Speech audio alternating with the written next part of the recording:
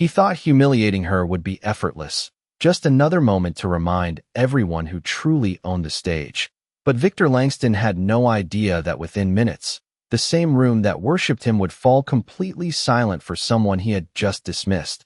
The grand concert hall shimmered under golden chandeliers, every seat filled with well-dressed patrons who had paid hundreds of dollars for a single night of brilliance, their eyes fixed on the polished black Steinway that sat center, stage like a throne, and at its ruler stood Victor himself, a world-renowned pianist whose reputation stretched from New York to Vienna, his tailored tuxedo sharp, his posture flawless, his confidence absolute, because this was his domain, his audience, his moment. The final notes of his performance still echoed softly as applause thundered through the hall, a standing ovation that seemed to validate everything he believed about himself. And as he took a slow bow, a faint smirk tugged at the corner of his lips, the kind that only comes from knowing you are untouchable. Then, just as the applause began to fade, his eyes drifted toward the side aisle where a woman stood quietly, almost blending into the shadows, her presence so out of place it felt like a mistake. Emily Carter wore a simple gray dress that looked more suited for a quiet afternoon than a prestigious concert, her hair pulled back, without flair, her posture reserved, and yet there was something steady in her gaze, something that didn't quite match the way others immediately dismissed her. A few audience members exchanged glances, subtle whispers spreading like ripples across the room, because in a space defined by elegance and status, she didn't belong, and Victor noticed it too. The way she stood there as if she had wandered into the wrong world.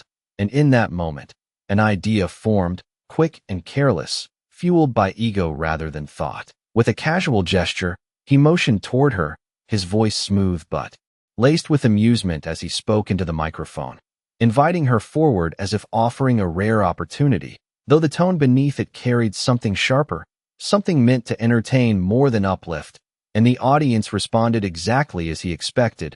A few soft chuckles, a rising curiosity, the anticipation of something awkward unfolding before them.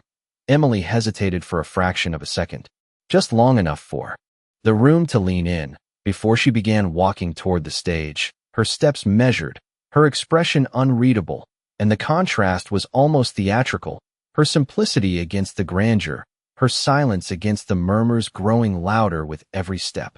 Victor stepped aside with a polite gesture that didn't quite hide the amusement in his eyes, positioning her at the piano as though placing a prop into a scene he had already written in his mind, because to him, this was harmless, a light moment.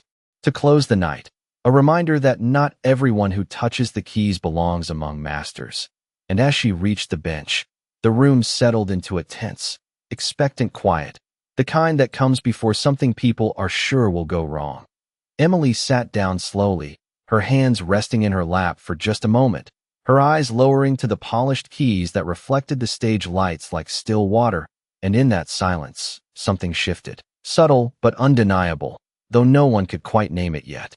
Victor crossed his arms slightly, watching with the same confident detachment he had carried all evening, certain of how this would end, certain that the room would laugh, that he would reclaim the spotlight with ease, that nothing about this woman could possibly challenge him. But as Emily lifted her hands and hovered them above the piano, the air itself seemed to tighten, as if the room was holding its breath without realizing it. And somewhere deep beneath the polished surface of expectation, the first crack in Victor's certainty had already begun to form. Her fingers hovered above the keys for a heartbeat longer than anyone expected, and in that suspended moment, the quiet stretched across the hall like a thin sheet of glass ready to shatter. A few people shifted in their seats, some exchanging knowing glances, already anticipating the awkwardness that would follow, because they had seen this before, someone out of place stepping into a world that was never meant for them. But Emily did not move like someone lost. Her shoulders remained relaxed, her breathing steady, and when her hands finally lowered, the first note that emerged was not hesitant. It was precise, clean, and carried a depth that did not belong to amateurs. The sound traveled effortlessly through the room, filling every corner with a clarity that made several heads lift at once. The kind of note that demanded attention rather than asked for it. And just like that, the faint smirks scattered across the audience began to fade. Victor's expression did not change at first. He stood a few feet away, arms still loosely crossed, watching with mild curiosity, as though waiting for the mistake that would confirm his expectations. But it did not come. Instead, the next sequence followed with fluid control, each note connecting seamlessly into the next, building a melody that was both delicate and powerful. And within seconds, the atmosphere in the room shifted from amusement to confusion, because this was no longer a joke. Emily's posture remained composed, her movements economical yet confident, fingers gliding across the keys with a familiarity that suggested years, not moments, of experience. And the music began to unfold into something far more complex than anyone had anticipated: subtle variations in tempo, nuanced phrasing, a control over dynamics that could not be faked. And somewhere in the middle of it, a realization began to ripple through the audience, quiet at first, then growing stronger, that they were witnessing something real. A man in the front row leaned forward, his earlier smile replaced by a furrowed brow. A woman beside him slowly lowered her program, eyes fixed on the stage as if afraid to blink. And in the back rows, the whispers had completely disappeared, replaced by a silence that was no longer expectant but captivated. Victor shifted his weight slightly, a small movement, almost imperceptible, but it marked the first crack in his composure. Because he had heard thousands of performances, he knew the difference between someone trying and someone knowing. And what he was hearing now did not fit into the neat category he had assigned to her moments earlier. Emily continued without looking up, completely absorbed, as if the audience no longer existed. Her focus anchored entirely in the music, and the piece grew more intricate. Passages that required both technical precision and emotional control flowed effortlessly under her hands, the kind of balance that took years of discipline to master. And yet she played with a calm that made it seem almost natural. Victor's arms slowly uncrossed, his posture straightening as his eyes narrowed slightly, studying her more closely now, not as a curiosity, but as a question he could not immediately answer. And the room, once filled with the subtle noise of judgment, now held nothing but the sound of the piano, each note landing with undeniable authority. A few audience members began to exchange glances again, but this time there was no amusement in their expressions, only surprise, even a hint of disbelief, as if they were collectively recalibrating everything they thought they understood about the moment unfolding before them. And as Emily transitioned into a more demanding section of the piece, her hands moving faster, more intricate patterns weaving together with flawless timing, Victor felt something unfamiliar settle in his chest. Not yet fear, but the unmistakable awareness that this was slipping beyond his control, that the narrative he had so casually set in motion was no longer his to direct.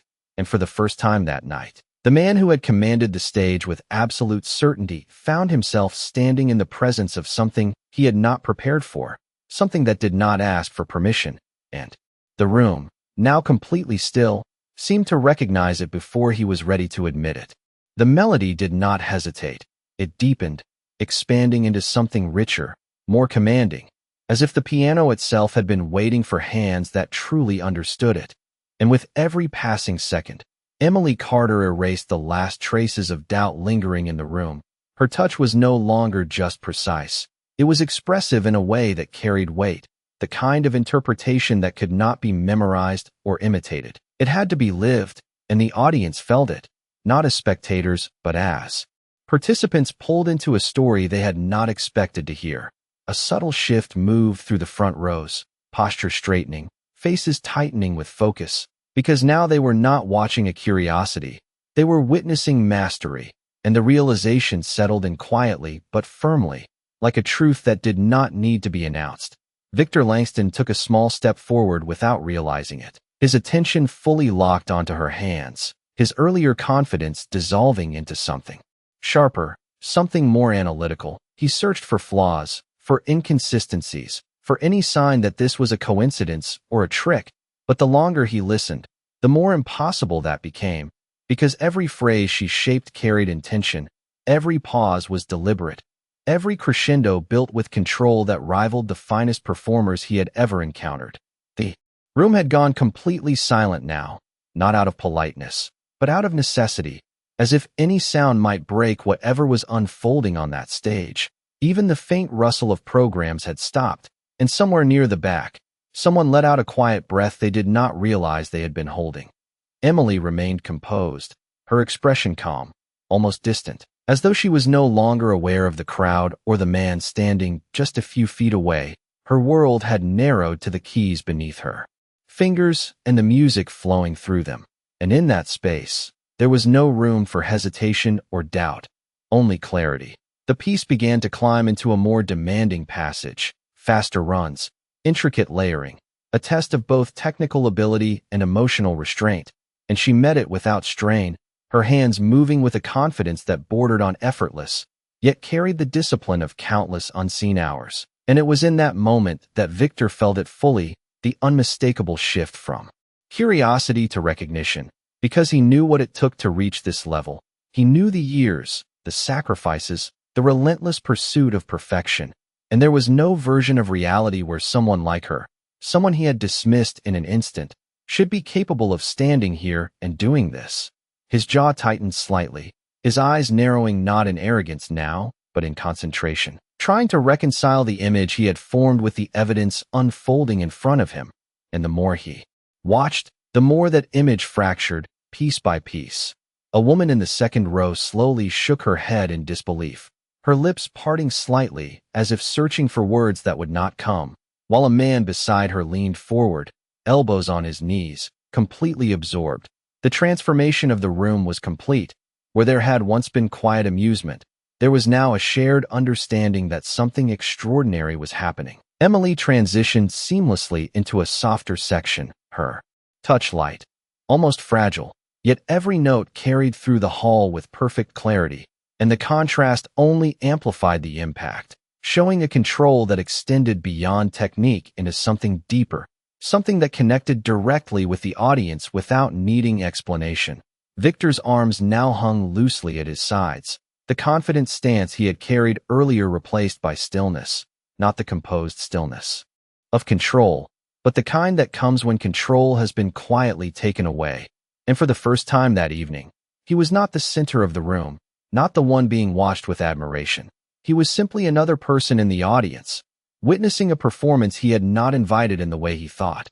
And as the final sequence of the passage approached, building tension with each rising note, the entire hall seemed to lean forward together, drawn into the momentum she had created, because now there was no doubt left, only anticipation, the kind that comes when people realize they are about to witness the moment where everything changes.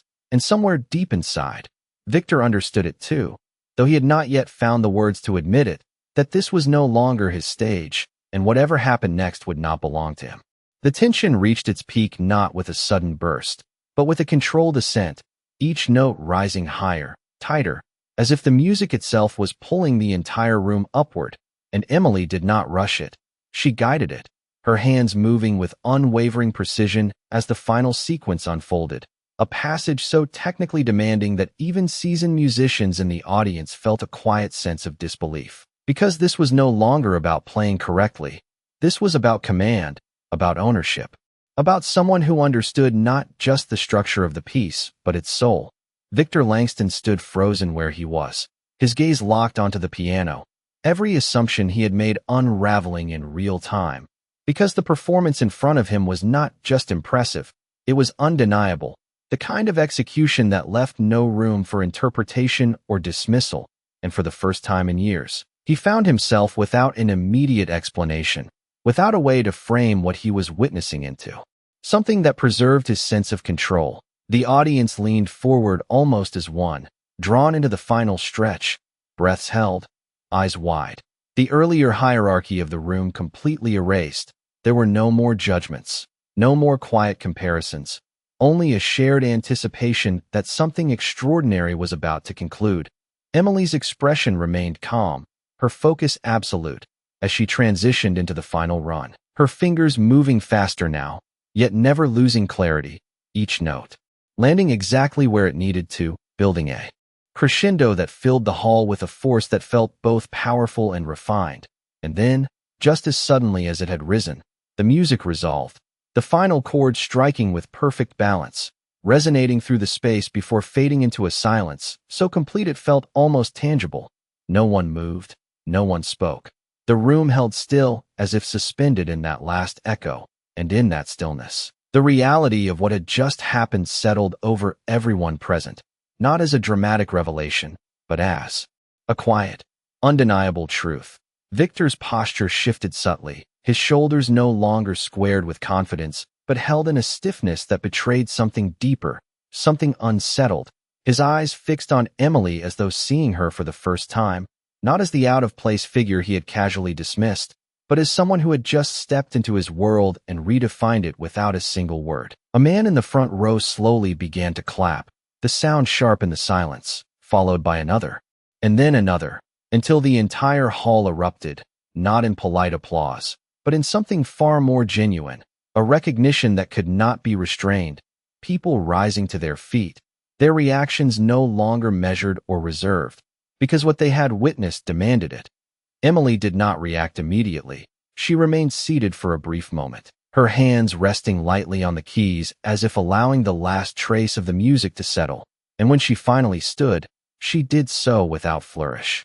Without seeking acknowledgement, her expression unchanged, steady, composed, as though the performance had been nothing more than a simple act of completion.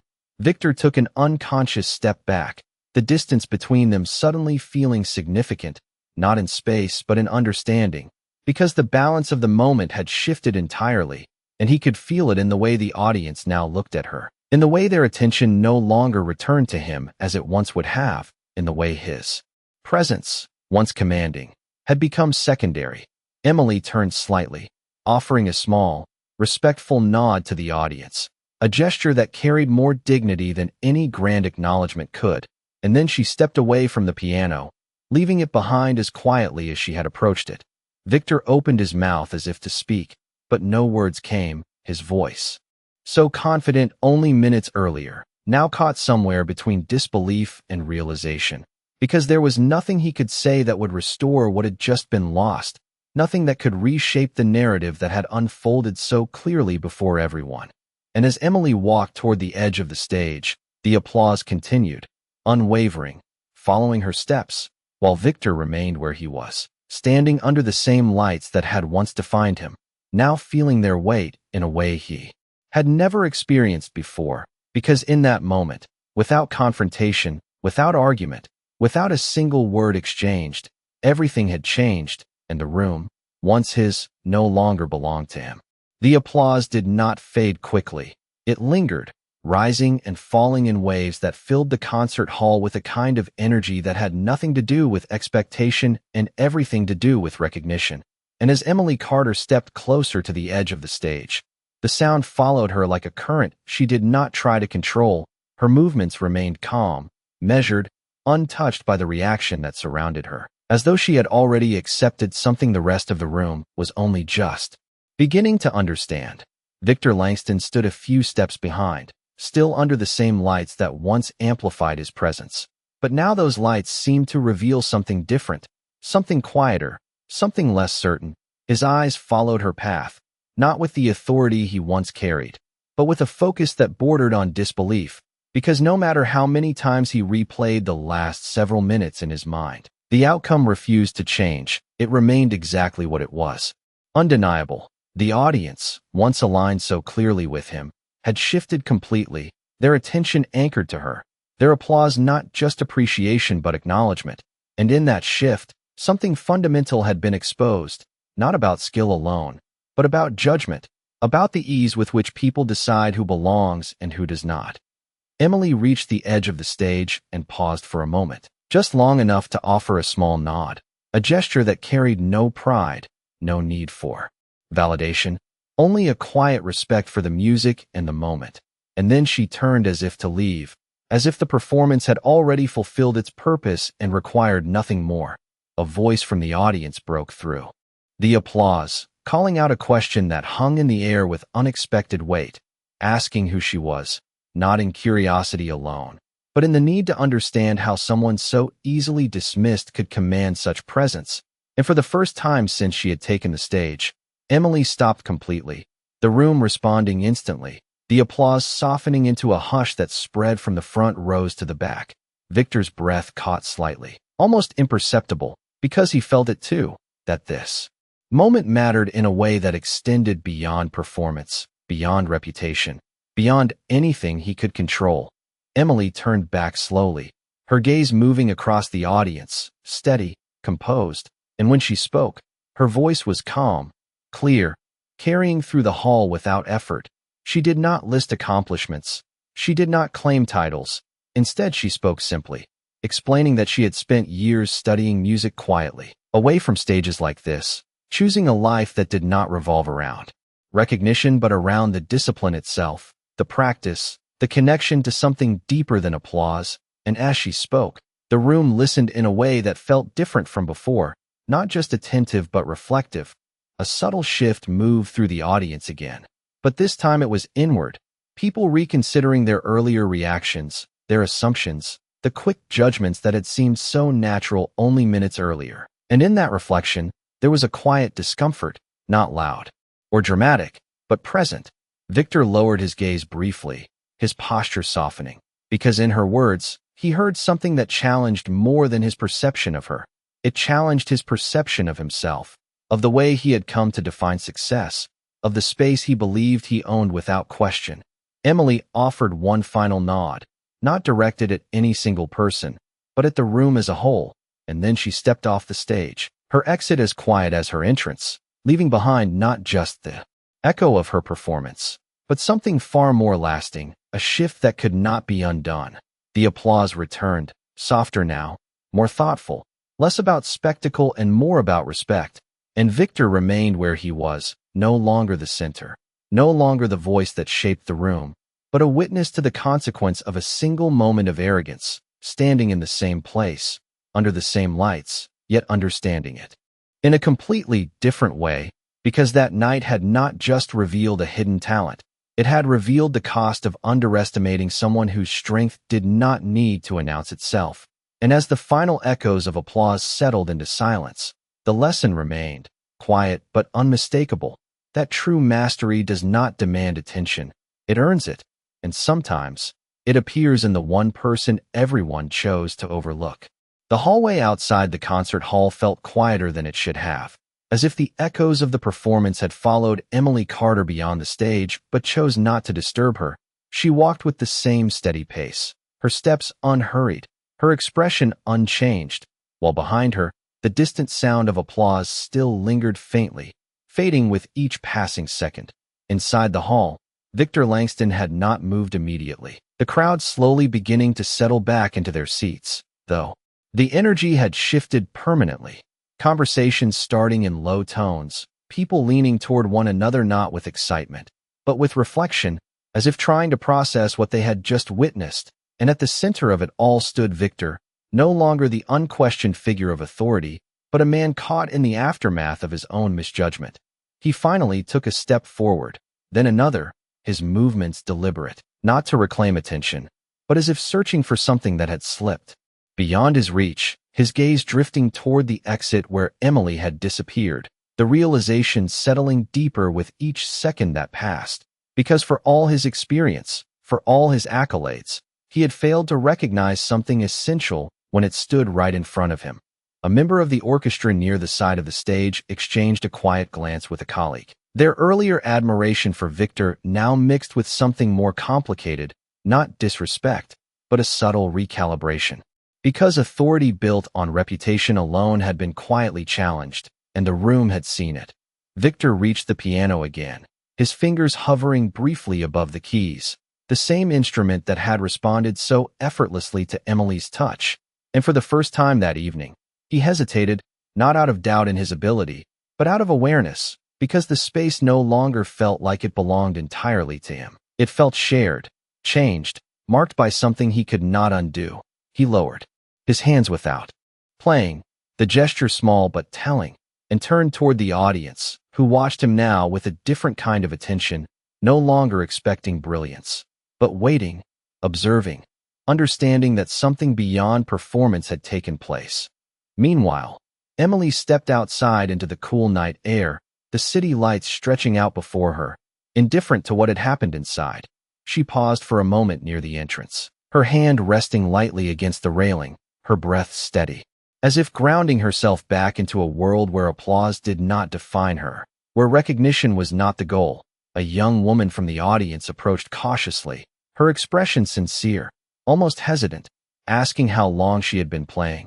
The question simple, but carrying genuine curiosity rather than judgment, and Emily offered a quiet answer, explaining that she had started as a child, that life had taken her in different directions, but the music had always remained, practiced in small rooms, late nights, early mornings, without an audience, without expectation, just the discipline and the love of it. The young woman nodded, her eyes reflecting a mixture of admiration and realization, as if understanding something about effort that had not been visible before. And after a brief exchange, she thanked Emily and walked away, leaving her alone once more. Back inside, Victor stood under the dimming lights as the audience slowly began to disperse, the energy of the evening settling into memory. But for him, it did not feel like an ending. It felt like a beginning of something he had not anticipated, a quiet confrontation with his own assumptions, his own certainty, and the cost that came with it. He glanced once more toward the exit, knowing she was no longer there, and in that absence, there was a clarity that had not existed before, not loud or dramatic, but steady, undeniable. Outside, Emily took one last look at the building behind her, not with regret or triumph, but with calm acceptance, and then she turned and walked into the night, her figure blending into the rhythm of the city, leaving behind a stage that had tried to define her and a room that would not forget her. And somewhere between those two worlds, a simple truth settled quietly, that greatness does not always arrive announced, and when it does appear, it does not ask for permission. It simply reveals itself, leaving everyone else to catch up to what they failed to see. The city had already moved on, cars passing under streetlights, distant conversations blending into the hum of a normal evening. But inside Victor Langston's mind, nothing had settled. The moment replayed itself with a clarity that refused to fade. Each note, each reaction, each shift in the room returning again and again, not as a memory, but as a question he could not silence. He remained in the emptying hall long after most had left, the once vibrant space now dimmer, quieter, the staff moving about with subdued efficiency, collecting programs, adjusting chairs, restoring order to a place that had briefly stepped outside its usual rhythm. And in that stillness, the weight of what had happened felt heavier, not lighter. Victor walked slowly toward the piano once more, the polished surface reflecting the softened lights above, and he placed his hand lightly on its edge, not to perform, but as if grounding himself in something familiar, something unchanged, yet even that felt different now, because the certainty he once carried into every performance no longer felt absolute. A technician nearby glanced in his direction, then quickly looked away, not out of disrespect, but out of an awareness that something private was unfolding, something that did not require an audience. Victor sat down at the bench, his posture instinctively correct, his hands resting just above the keys, and for a moment, he considered playing, considered reclaiming the space in the only way he knew how. But the thought passed just as quickly, replaced by a quieter realization that this was not about proving anything, not anymore. Instead, he lowered his hands slowly, letting them rest in his lap, his gaze fixed on the keyboard as if it might offer an answer. But the silence that followed was more honest than any sound he could produce. Outside, Emily Carter continued her walk through the city, her pace steady, her mind calm, the night air carrying the faint scent of rain that had not yet arrived. And as she moved farther from the concert hall, the significance of the evening did not grow. It settled, becoming part of her rather than something separate from it. Because for her, the performance had not been a turning point. It had been a continuation, another moment in a life shaped by quiet dedication rather than recognition. She passed by a small cafe, its warm lights spilling onto the sidewalk, and paused briefly, not out of necessity, but out of habit, observing the ordinary scenes that existed untouched by what had happened just blocks away. People laughing, conversations unfolding, lives continuing without interruption, and there was something grounding in that, something that reminded her that not every moment needed to be witnessed to have meaning. Back inside the hall, the last of the audience had gone, leaving only echoes and impressions behind. And Victor finally stood, stepping away from the piano with a slower, more deliberate movement than before, as if acknowledging that the space no longer belonged to him in the way it once had, not because it had been taken, but because it had been shared, redefined. He walked toward the exit, the same path Emily had taken earlier, and as he reached the doors, he paused, looking out into the night where she had disappeared, knowing that he might never see her again, that there would be no formal introduction, no explanation that fit neatly into the world he understood, and yet, the impact of her presence would remain, not as a challenge to overcome, but as a truth to accept. The door closed quietly behind him as he stepped outside, the cool air meeting him with a clarity that felt almost symbolic, and for a moment, he simply stood there, not as a performer, not as a figure of authority, but as someone who had been reminded of something essential, something that could not be taught through applause or titles. And somewhere in the distance, beyond the lights and the movement of the city, the quiet persistence of a melody seemed to linger, not in sound, but in understanding, a reminder that talent does not need to announce itself to be real, and that sometimes the most important lessons arrive without warning, leaving behind not noise, but silence that speaks louder than anything else. Morning arrived without ceremony, the city waking in its usual rhythm, traffic building along familiar streets, people stepping into their routines as if nothing remarkable had occurred the night before. But for those who had been in that hall, the memory lingered with a quiet persistence that refused to be dismissed. Victor Langston stood by the window of his apartment, the skyline stretching out before him, his reflection faintly visible in the glass. And for once, the view did not bring the usual sense of control or accomplishment. Instead, it felt distant, almost detached, as his mind returned again to the moment that had altered something he had long taken for granted.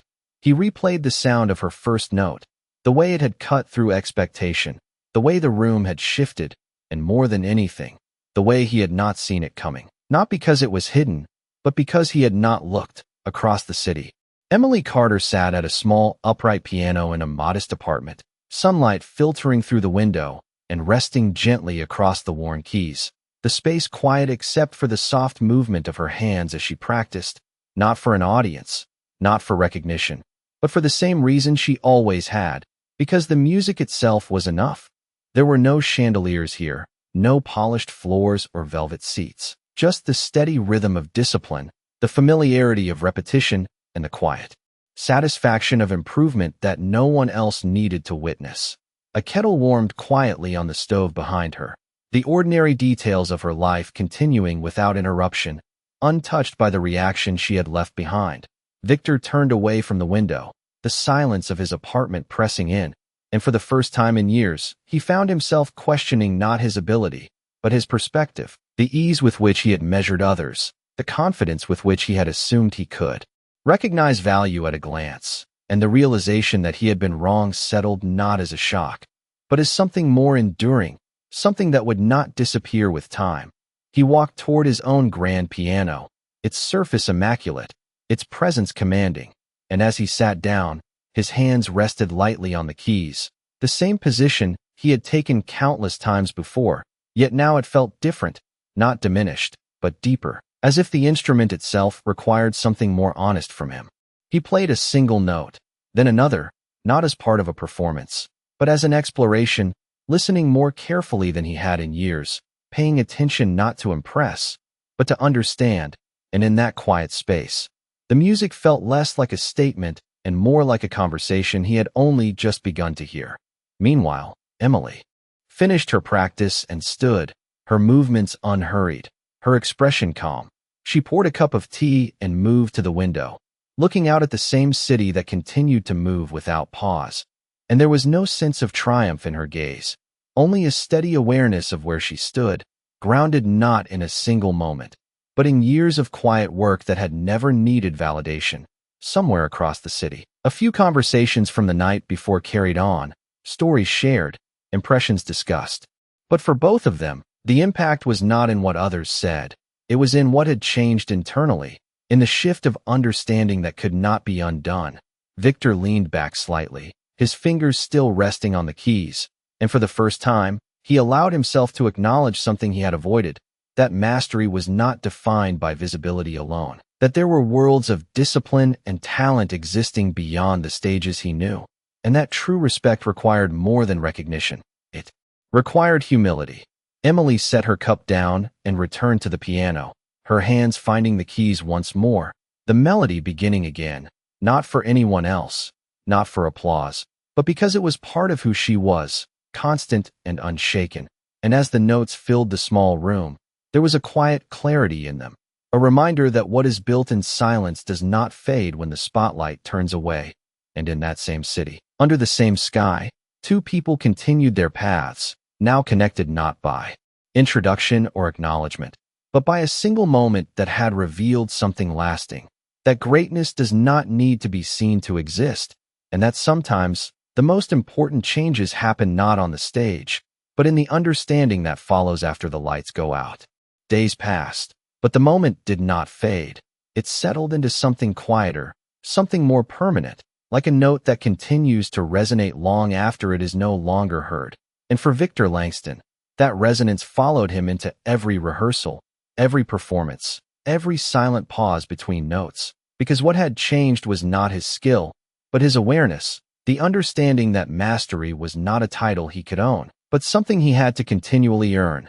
The concert hall reopened for another evening, the same chandeliers glowing, the same polished stage waiting, the same audience gathering with expectation. Yet beneath the familiar surface, something had shifted, subtle but undeniable. As if the room itself remembered, Victor stood backstage, adjusting his cuffs with a steadiness that came not from confidence alone, but from reflection, his movements precise, his breathing measured, and when he stepped onto the stage, the applause greeted him once again, but this time, he did not receive it in the same way. He acknowledged it, but did not lean into it, as though he understood that it was only one part of something larger. He took his seat at the piano, his fingers resting lightly on the keys, and for a brief moment, he allowed himself to listen to the silence before playing, not the empty kind, but the kind that holds possibility. And in that stillness, there was no need to prove anything, only the intention to play honestly. The first notes he played were different, not in technique, but in presence. There was less performance and more attention, less assertion and more awareness. And though the audience could not name the difference, they felt it, a subtle shift in tone, a depth that had not been there before, and somewhere within that change, the lesson from that night lived quietly. Across the city, Emily Carter continued her life without interruption, her days unfolding with the same rhythm they always had. Practice in the morning, work in the afternoon, moments of quiet reflection in between, and while the memory of that stage remained, it did not define her. It simply existed as one more moment among many, because for her, the music had never been about recognition. It had always been about connection, something internal, something steady. One afternoon, as she practiced, a familiar melody drifted through her small apartment, and she paused briefly, not because it was difficult, but because it reminded her of something she did not need to hold on to, a reminder that the world she had stepped into for a brief moment would continue without her, just as her own world continued without needing it. She resumed playing, her focus returning to the keys, her expression calm, unchanged, because nothing essential had shifted for her. She remained exactly who she had always been. Back in the concert hall, Victor finished his performance to strong applause, but this time, when he stood, his bow was different, less about acknowledgement, more about gratitude, a quiet recognition that what he did was part of something greater than himself. And as he stepped away from the piano, he did not look for validation in the crowd. He carried something else with him, something quieter, more grounded. After the performance, he lingered for a moment near the stage, his gaze drifting across the empty seats as they slowly cleared. And in that space, he understood something with a clarity that had not existed before, that the most important moments are not always the ones planned, not always the ones applauded, but the ones that reveal something true. Emily closed her piano and stepped away, the room returning to silence, the kind that does not feel empty but complete. And as she moved through her day, there was no sense of unfinished business, no desire to revisit what had happened. because she had never been seeking a stage to begin with.